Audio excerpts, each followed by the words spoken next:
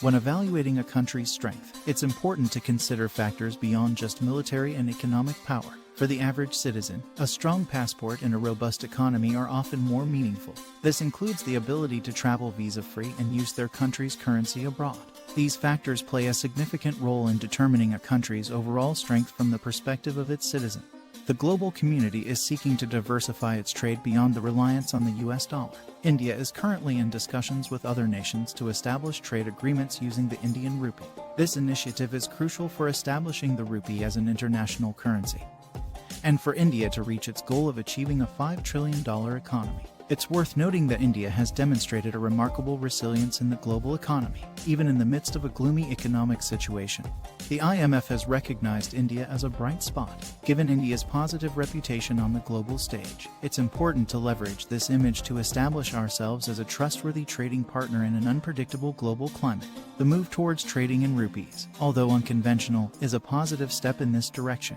The term internationalization refers to the unrestricted use of the Indian rupee by both residents and non-residents, as well as its potential as a global reserve currency. This involves promoting the use of the rupee in import and export trade, as well as in other current account transactions, before gradually expanding its use in capital account transactions.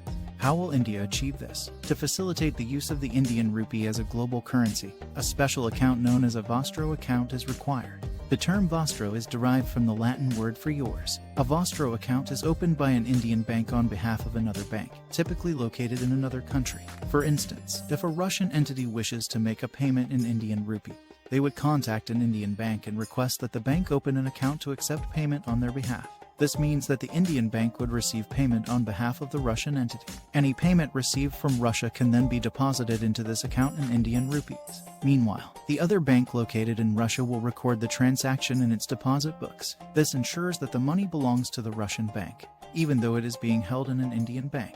How does Russian bank gets its money? There are several ways in which the funds held in a Vostro account can be utilized. For instance, if a Russian entity wishes to import goods from India, they can use the funds held in the Vostro account to pay for those imports. Alternatively, the funds can be invested in Indian government securities or special projects. This allows the Russian entity to earn interest on the funds held in the Vostro account. Lastly, the funds held in the Vostro account can also be used to facilitate import-export transactions between the two countries.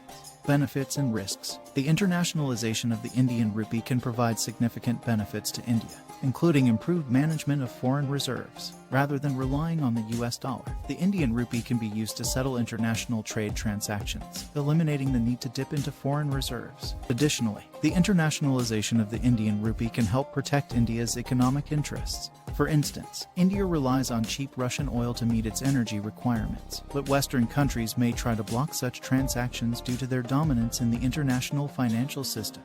Most international trade is conducted in US dollars, and payment gateways are often controlled by Western entities, providing them with the power to influence trade. However, by using the Indian rupee to settle these transactions, India can bypass this issue and settle Russian oil bills in its own currency. Furthermore, the growing acceptance of the Indian rupee on the international stage is also a positive development. As the Indian rupee gains wider acceptance, it can be used to settle international trade transactions, further boosting India's economy. In October of last year, the Deputy Governor of the Central Bank, T. Ravi Shankar, acknowledged that there are certain risks involved in the internationalization of the Indian rupee, but these risks are necessary for India to achieve its goal of becoming an economic powerhouse. When a significant portion of India's trade is conducted in rupees, non-residents will hold rupee balances within India which can then be utilized to acquire Indian assets. However, this could increase vulnerability to external shocks and require more effective policy tools to manage these risks. The internationalization of the Indian rupee is a critical step towards establishing India as a global economic powerhouse. By using its own currency to settle international trade transactions and reducing reliance on foreign reserves, India can strengthen its economic independence and protect its interests from foreign influence. The growing acceptance of the Indian rupee on the global stage is a testament to India's economic potential and serves as a source of pride for every Indian citizen.